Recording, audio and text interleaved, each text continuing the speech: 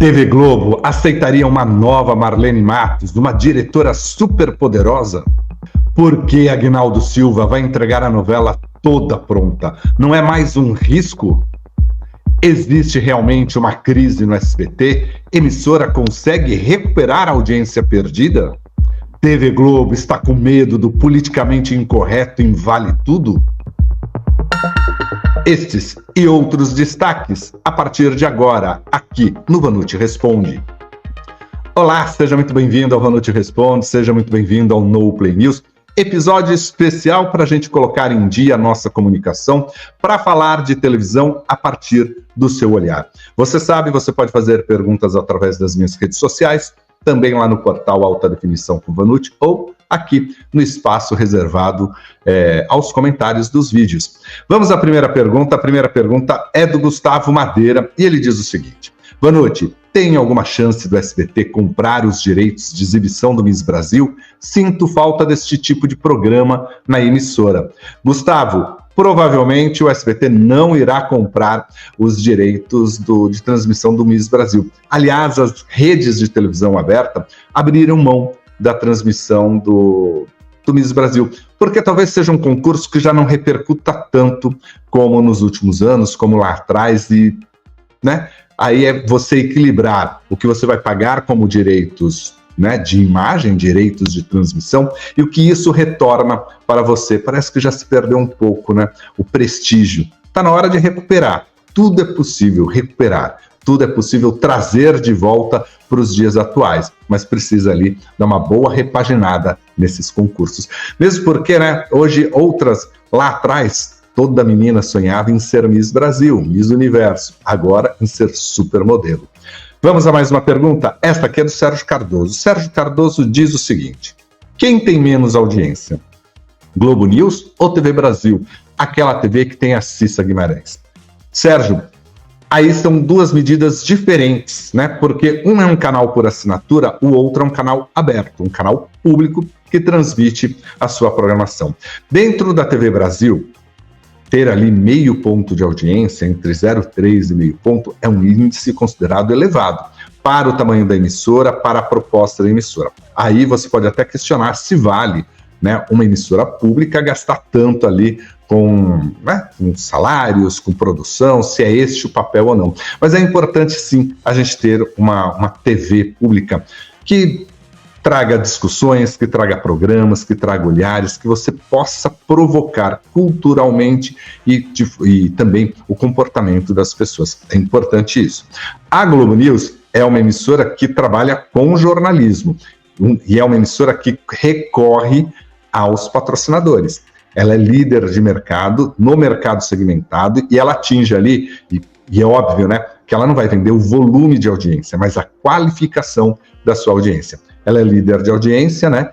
De vez em quando ali, olha no retrovisor, às vezes o Pânico, muito pontual ali na Jovem Pan News, né? Às vezes alguma coisa da CNN, mas de uma forma geral mantém um certo conforto, sim, no segmento de notícias. Vamos ver agora com a chegada da NBC Brasil, né? Vamos ver como a CNBC Brasil vem aí, traz isso para o telespectador, o que traz de novidade e se realmente mexe com esse mercado.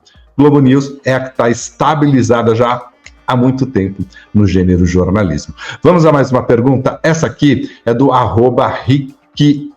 @RickAtuati e diz assim: antes, alguns programas de telejornais tinham vinhetas de abertura que iam de 30 segundos a mais ou menos 1 minuto. Hoje em dia, não passam 5, 10 segundos ou nem há exibição de vinhetas, como SP1, e já partem direto para as notícias. As emissoras não querem perder mais tempo com vinhetas mesmo de 10 segundos? Tempo é notícia ou é audiência? Rick, tempo é a mistura, né, da audiência e da notícia, de espaço para você ter ali, mas principalmente de dinheiro, né? E o que se percebeu é que antigamente, quando não existia controle remoto, né, as pessoas eram muito mais fiéis às emissoras. Então terminava um programa, podia ter a vinheta de encerramento, uma passagem e depois, né, alguns comerciais ali e depois uma vinheta de abertura que o telespectador aguentava aqueles 5, 6 minutos ali. Atualmente não, né? Em alguns segundos você muda de canal e vai atrás de um outro produto. Por isso mesmo, A ideia sempre é fazer com que o espaço entre o término de um programa e o início do outro, seja ele uma novela, um telejornal, um programa de variedades, um reality show, seja o mais rápido possível. As vinhetas, elas entram obrigatoriamente quando tem um patrocínio, né? Quando você tem, por exemplo, o Big Brother, faz aquela abertura, vem depois, mas faz uma vinheta de chamada, né? De, atenção, top, né? Da rede ali, né? E ela faz aquela contagem ali e coloca os anunciantes porque está vendido aquilo. E tem talvez uma expectativa de segurar o reality, mas a abertura mesmo só acontece lá depois do primeiro bloco. Com as novelas a mesma coisa, termina o Jornal Nacional, às vezes passa só o patrocínio da novela ali muito rápido e vai, porque a ideia é cada vez mais você colar o assunto, né? Deixar a abertura lá para o meio para prender o seu telespectador. Próxima pergunta é da Leila da Silva. Ela diz o seguinte: Vanucci, o programa de esportes da Band com Elias Júnior tem boa audiência? Assisti e achei muita enrolação. Não seria mais interessante encurtar o programa e colocar alguma coisa à tarde, talvez uma série? Leila, seu raciocínio é interessante por um lado, né? A gente quer diversidade na televisão, né? E quando você telespectador, percebe que aquilo está sendo enrolado, automaticamente a audiência cai. Mas o que acontece com algumas emissoras, e vou falar sobre o período da tarde, do final de semana da Band. Foca numa programação esportiva e você enrola o máximo possível, você empurra o máximo possível, você faz quadros grandes. Também acontece isso com programas de variedades, né? Você aposta num grande quadro, num grande convidado e estica o máximo que você pode, né? Porque se der certo, você leva aquele resultado positivo por o maior tempo possível e gasta com um quadro só. A questão é muito isso, né? Passa pela economia e pela estratégia de conseguir uma audiência.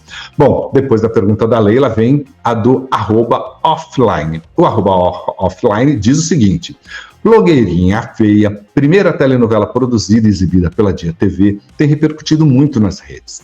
Essa mini-novela agradou muitos jovens, mesclando melodrama latino com elementos de séries e inspirações em filmes, como Diabo Veste Prada. A novelinha propõe um modelo diferente de exibição, apenas um capítulo semanal. E mesmo com apenas um episódio semanal, repercute durante toda a semana, com muitos reacts de youtubers e bastidores de produção.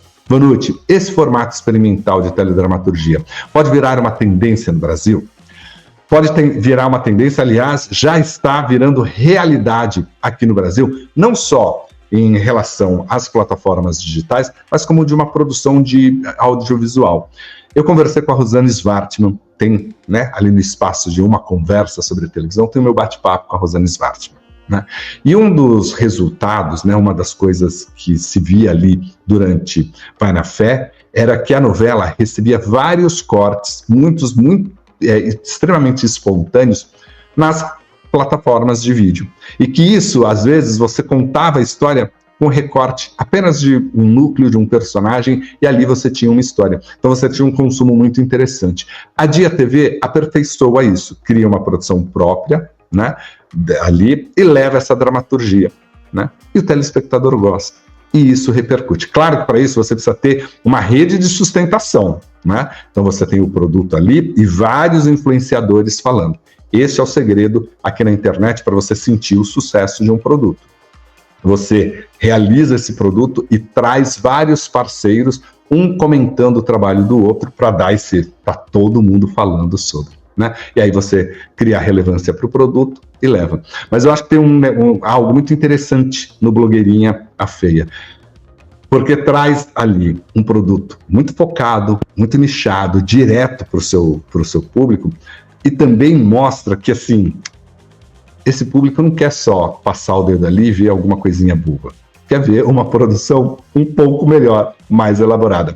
Dia TV tem dado muitas lições para a gente, muitas aulas do que é essa nova comunicação, que pode ir muito além da TV aberta, muito além da TV fechada, e muito além dos próprios canais de internet. A gente pode ir muito além fazendo isso, reunindo tudo e focando no nicho e, através desse nicho, buscar bons patrocinadores, bons resultados. Vamos a mais uma pergunta? Esta agora é do Sérgio Magalhães. O Sérgio Magalhães diz o seguinte: Vanucci, por que as cidades cenográficas da Globo são tão pequenas em comparação com as das novelas antigas?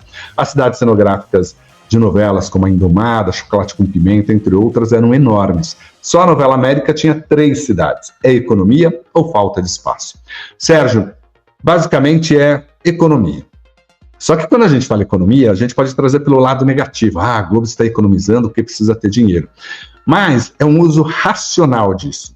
Atualmente, quando você faz novelas, quando você faz séries, você leva para a sua produção algo que possa ser executado, e ele vai olhar tudo ali, ele fala assim, olha, que tal então você tirar determinados personagens daqui e colocar num único núcleo, né? Eles podem todos cruzarem numa loja de departamento, num hospital. Você cria, porque aí você começa a reduzir cenários.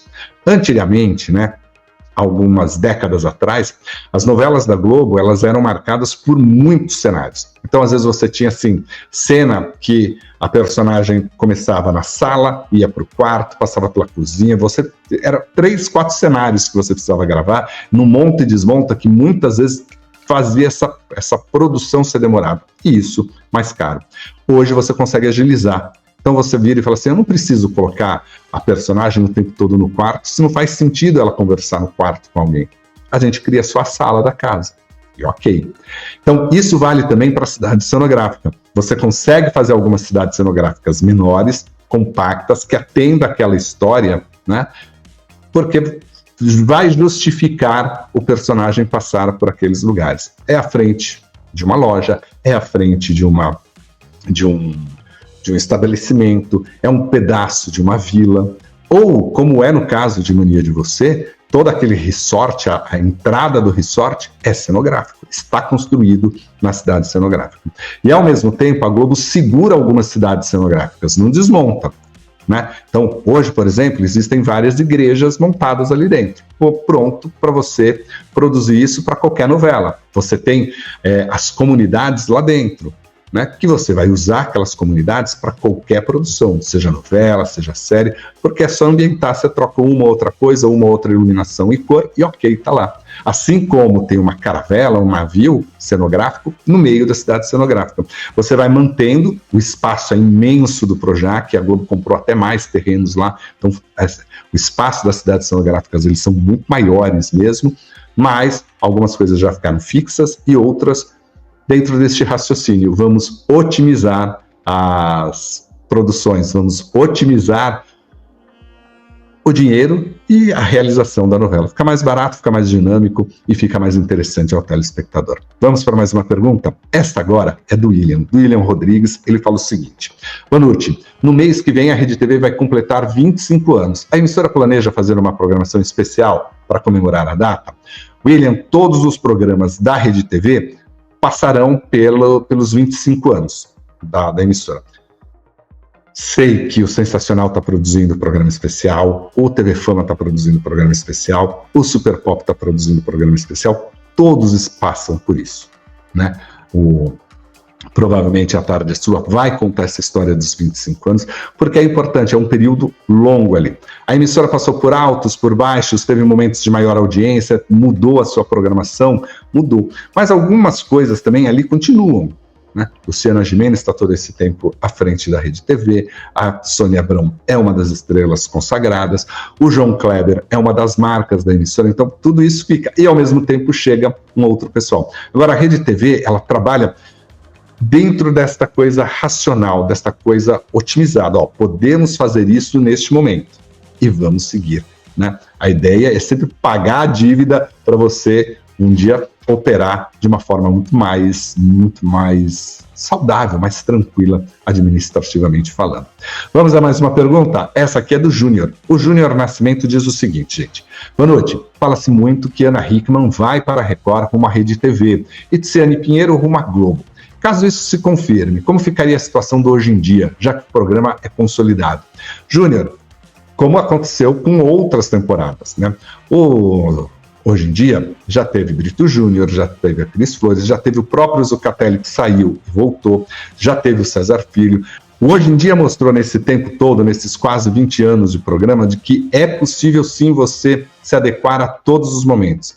Lá na Record, não se fala muito ainda na saída de Ana Hickman ou de Tiziane Pinheiro, porque tem todos os prazos para que elas anunciem, para que a emissora também anuncie qualquer rescisão contratual. Está tudo dentro do esperado, dentro do planejado. Agora, é claro, né? Algumas ideias circulam caso isso venha se concretizar. Vamos a mais uma pergunta? A próxima pergunta é da Vera Lúcia. A Vera Lúcia diz o seguinte: Vanucci, sinceramente não me empolguei com o anúncio do elenco de Vale Tudo e com essa ideia de Odete Roitman não ser tão vilã como antes. A Globo está com medo de ser politicamente incorreta? Ah, Vera Lúcia, essa é uma grande discussão lá nos bastidores da Globo, fora da Globo, nos portais, em todos os lugares. O fato é que a Globo já assumiu que não será um remake de Vale Tudo, mas uma releitura de Vale Tudo a partir do eixo central dela. Uma novela que vai falar sobre ética, uma novela que vai falar sobre responsabilidades, sobre corrupção, né, sobre honestidade. Então, este eixo é o que vai permear a novela. Trazer para os dias atuais, porque Vale Tudo tinha uma característica, ela era muito atual. Óbvio que o texto continua. Se você pegar e colocar agora, você falar, esse Brasil não mudou. Existem muitas Odete Roitmans, assim como existem muitas Marias de Fátima e muitas Raquéis. Está tudo ali. Mas o fato é que a Globo quer trazer isso para algo contemporâneo. E segundo a leitura da autora, da Manuela Dias, Odete Roitman, ela não seria apenas alguém que ficaria xingando o Brasil e que aquilo iria nos assustar, né? Precisa ir além disso. Ela precisa falar da questão ambiental, ela precisa falar da irresponsabilidade administrativa, da irresponsabilidade de alguns empresários, da ganância, de trazer outros temas, né, para dentro da novela e corrigir as visões, né? Segundo a Manuela Dias, é um bom exemplo que ela dá, lá atrás o alcoolismo não era tratado como doença, agora é. Então isso exige uma postura diferente da personagem. Vamos ver como é que vão ficar essas adaptações. Gostei de que pelo menos assumiram de que é uma releitura e não um remake. Agora, o que eu acho importante nessa questão de ser politicamente incorreto ou não, a boa dramaturgia não pode ter medo do seu tempo. A boa dramaturgia, ela não pode ser refém de anunciantes, de sistemas políticos ou de imposições religiosas. Por que eu digo isso? Lá atrás, nos anos 60, anos 70, quando a dramaturgia começou a se estabelecer forte, a dramaturgia diária, até com a Excelsior, até com a Tupi e depois com a Globo, os autores foram extremamente inteligentes e conseguiram vencer e colocar assuntos que eram considerados tabus, que eram considerados proibidos e que eram censurados pela ditadura militar. A gente sempre conseguiu isso. E através disso, a dramaturgia avançou muito, porque mostrou todas as hipocrisias, a corrupção, ela sempre mostrou isso. E sempre apontou a necessidade de mudanças de comportamento. Muitas vezes, leis foram criadas a partir do que era exibido numa novela, numa minissérie, numa série. Então, a dramaturgia ela é importante nesse sentido. Ela é importante para que a gente não tenha medo de avançar, ela precisa avançar em algumas questões para provocar as discussões e promover esses avanços. Vamos a mais uma pergunta. Essa aqui é do Caio Carlini. O Caio diz o seguinte: Vanucci, com toda essa repercussão sobre o DOC das Paquitas, fiquei pensando se ocorreu outro caso na TV de uma empresária de artista também dirigir o programa, como a Marlene Matos fez com a Xuxa. Imagino que hoje uma Globo não permitiria. Caio, muita coisa mudou na televisão daquela época para cá, né? E também nas relações profissionais. Acho que atualmente as coisas ficaram muito mais profissionais. Você tem grandes agências cuidando desses artistas, você tem grandes empresários, escritórios de empresários que cuidam desses artistas. A coisa precisou realmente ser muito mais profissionalizada. Não que na época da Marlene ela não fosse profissional, mas a televisão permitia que naquela época, e cobrava e queria diretores, porque também a gente tem que pensar o seguinte, muito se fala da Marlene, mas naquela época vários diretores agiam como a Marlene. Vários davam broncas, administravam com pulso de ferro, ela ainda sendo mulher, mais ainda precisava ter isso. Era muito comum. Então, assim, é óbvio que é muito fácil a gente colocar hoje essa discussão toda, que é necessária, porque precisa mudar comportamentos, tudo nas costas da Marlene como grande exemplo, mas outros diretores agiam desta maneira. E foram mudar o comportamento há pouco tempo. A Globo fez um grande processo, hoje tem compliance, hoje tem tudo, né? E exige as mudanças todas, porque veio de uma política recente. Mas esse era um costume. Eu, quando comecei no rádio, eles falavam, aqui é muito comum o seu chefe pedir as coisas gritando para você e falando palavrão quando a coisa... E não espere elogio. Quando você não receber uma bronca, significa que o que você fez foi bom. Hoje, né, você não tem mais chefe, você tem líderes, você tem gestores, você tem uma outra postura profissional, né? E você também precisa elogiar, apontar os bons elementos. Então, as coisas foram mudando muito nesses últimos anos. Existem ainda apresentadores que são dirigidos e empresariados pela mesma pessoa? Talvez, né? Mas na estrutura da Globo, não. Porque um diretor hoje, como uma Marlene Matos, uma super poderosa, ela não seria uma diretora só da Xuxa, ela seria uma diretora de gênero, como é o Boninho, que sai agora em dezembro da Globo. O Boninho é um super diretor. Ele é um diretor de gênero, que cuida de vários programas, que manda em diretores, que manda em artistas, que escolhe quem fica ou não no gênero dele. Alguém que reconhecidamente tem poder. E por isso mesmo, ele não vai poder empresariar algumas pessoas, para não ter conflito. Mas escolhe quem vai estar nos seus projetos, para não ter conflito. Então, hoje, compliance da Globo e de outras emissoras proíbem determinadas coisas, né? Ainda bem que evoluímos. Vamos para mais uma pergunta? Essa aqui é do Alan Turner. E ele diz o seguinte: boa noite. Tenho a sensação que depois que o saudoso Silvio Santos se aposentou e deixou de ter muita influência na grade e no dia a dia, o que se viu foi uma queda brutal na audiência. E agora que ele veio a falecer, você acredita que suas filhas vão conseguir levar adiante e honrar o legado e o trabalho do pai? Ou estamos começando a presenciar o fim de uma emissora, já que 90% do que eles colocaram de novidades na grade flopou, fazendo a audiência diminuir ainda mais? Alan, essa é uma questão bem complicada, né? Bem ampla para a gente pensar, porque assim, o SBT veio perdendo audiência nos últimos anos, né? Entra lá no canal do vanucci.com.br, tem um texto que eu trago justamente esse desenho, né, do que foi o SBT nas últimas décadas, como que esta média foi se perdendo ano a ano e como chegou nesse patamar, né? Óbvio que assim, lá no SBT há uma torcida muito grande para que tudo funcione, e há uma tentativa. E você só vai conseguir reverter essa situação se você investir, se você buscar novos formatos, se você fizer alguma coisa.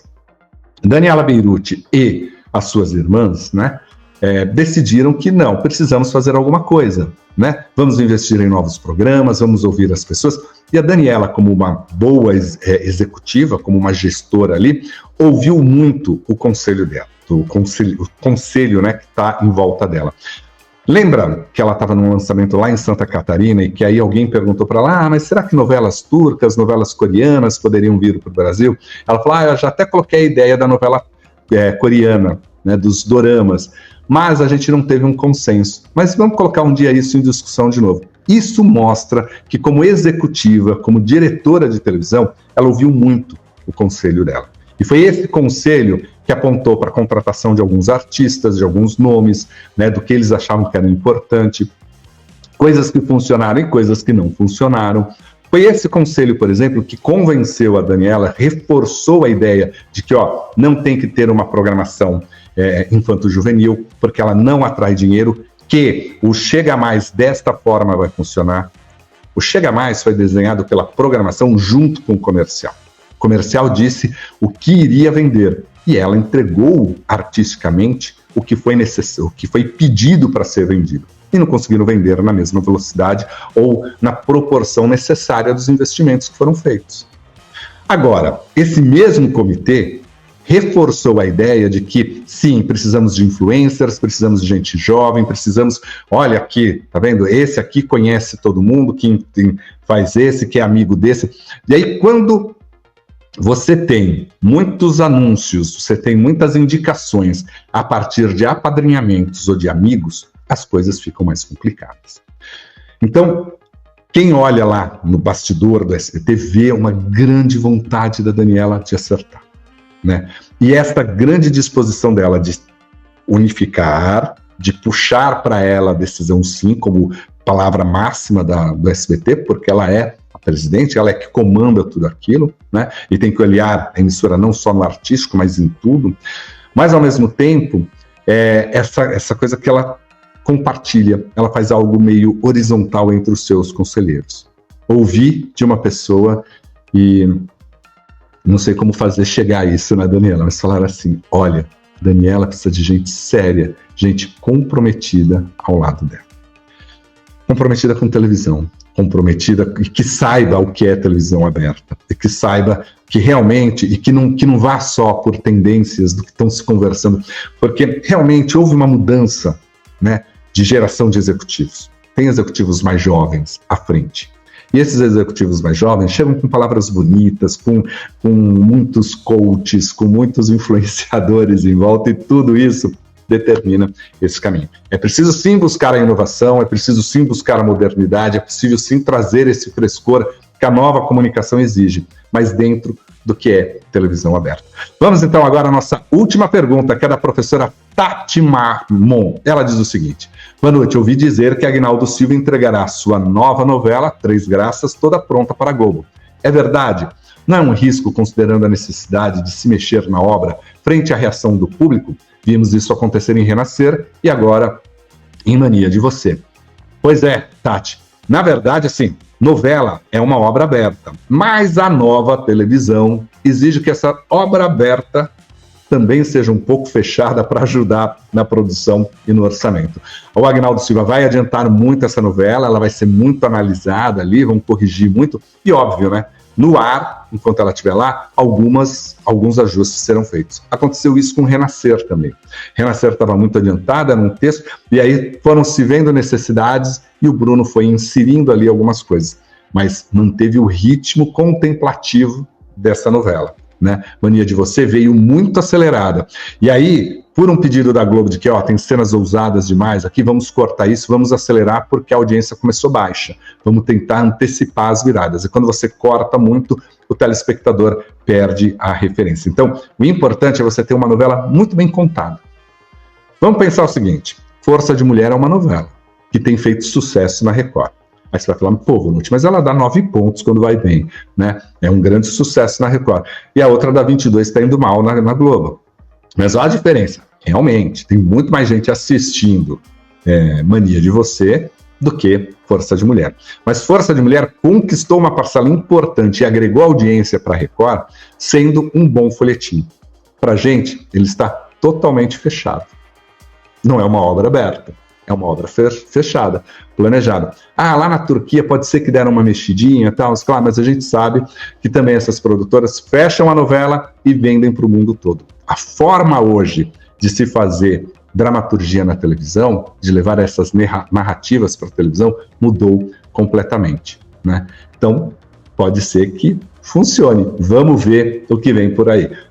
Pode trazer ela toda fechada, com a necessidade de ajustar na medida do possível. Bom, esse foi um episódio especial do Vanucci Responde, como a gente faz aqui toda semana. Um deles sempre é especial para a gente colocar em dia a nossa programação, a nossa correspondência, sempre aos domingos. Aqui no canal do Vanucci, você sabe, você tem a coluna do Vanucci, tem a edição da noite, tem papo de novela, tem a super live, tem entrevistas, tem a revista de sábado, muita interação aqui no Vanucci Responde, muito conteúdo para você.